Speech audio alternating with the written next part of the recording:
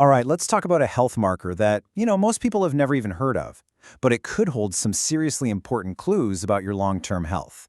We are talking about something called homocysteine. So you go for your annual checkup, right? And you know the whole routine. They check your cholesterol, your blood sugar, your blood pressure. But what if I told you there's another number, kind of a hidden one, that might be just as crucial? And here's the crazy part. Cholesterol gets all the attention, right? But homocysteine, it's almost never on a standard lab panel. And that makes you wonder, doesn't it? Are we missing out on a really simple clue that could tell us something important about our health way earlier? Okay, so what is this stuff, homocysteine? Let's break it down, what it is, and where it even comes from. Well, first off, it's totally natural. It's not some foreign invader. When you eat protein, your body breaks it down into amino acids. One of those is called methionine. Think of methionine as a building block. As your body uses that block for all sorts of important jobs, like, say, building new tissues, it creates a little bit of leftover material. That leftover stuff is homocysteine. Now, here's the most important part. Homocysteine itself isn't the bad guy. It's supposed to be a temporary visitor. The real trouble starts when it sticks around for too long, kind of like a houseguest who overstays their welcome. A healthy body has a system to clean it up and show it the door, really fast. The whole thing is actually a pretty neat cycle. Step 1, you eat some protein. Step 2, your body makes that temporary homocysteine. And then, step 3, a team of helpers shows up to either recycle it or get it out of there. So who's on this cleanup crew? They're B vitamins. Yep. Think of them as the superheroes of this story. You've got vitamin B12 and folate, which is B9, and their job is to recycle homocysteine back into something useful. Then you've got vitamin B6, which helps turn it into something else your body needs. But here's the catch. If you're low on any of these guys, your cleanup crew is short-staffed, and that's when the homocysteine starts to pile up. So what happens when that pile-up starts? Well, this is where things can get pretty serious. Yeah, this quote right here really nails it.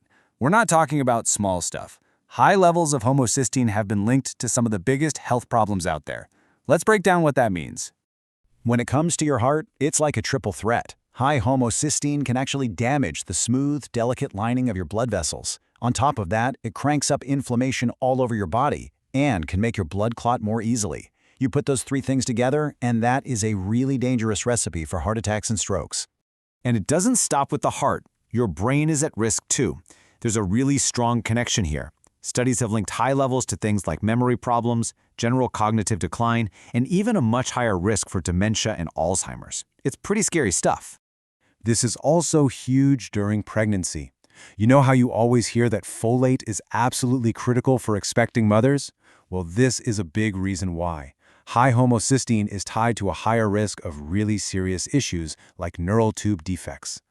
But here's a really interesting way to think about it. High homocysteine isn't just a problem, it's a signal. It's like the check engine light on your car's dashboard. It's telling you, hey, look deeper. It could be pointing to a simple B vitamin deficiency, sure, but it could also signal that you're not absorbing nutrients well, or that there are issues with your kidneys, or even certain genetic variations that a lot of people have, like MTHFR. Okay, so let's say you get this test. What are the numbers you should be looking for? Now, this is where things get really interesting, because what the lab calls normal isn't the whole story. So on your lab report, you're going to see a range that looks something like this.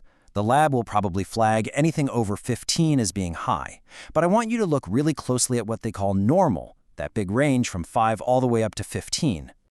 Okay, get ready for this, because this is the key. While the lab says up to 15 is normal, a lot of doctors who focus on preventative or functional medicine are looking for a much, much tighter range. They're looking for an optimal level, somewhere between 6 and 8. Now think about that for a second.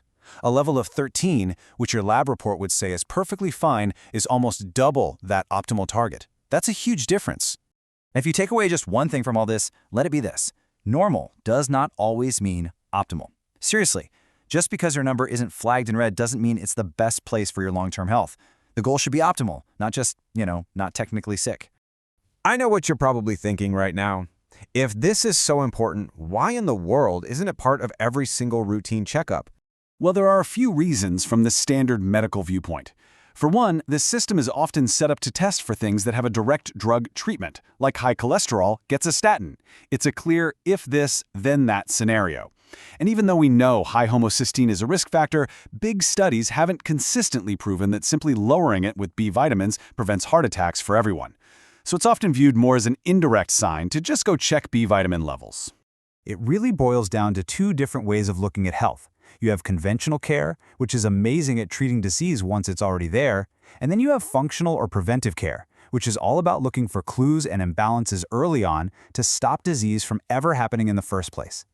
And that's exactly why homocysteine is such a perfect, functional marker. It's not just a number on a page. It's a real-time report card on how well some of your body's most basic, behind-the-scenes systems are working, like your nutrition and your metabolism. And that's what it's all about, isn't it? If you're someone who wants to be proactive, if you want to do more than just avoid being sick and actually build vibrant, long-lasting health, then this little marker can give you some amazing insight into what's really going on under the hood. So here's my challenge to you. The next time you get a lab report, don't just scan for the things that are flagged as high or low. Look at the numbers inside the normal range and ask yourself a different question. Is this just normal or is this optimal? That one little shift in thinking, it could change everything.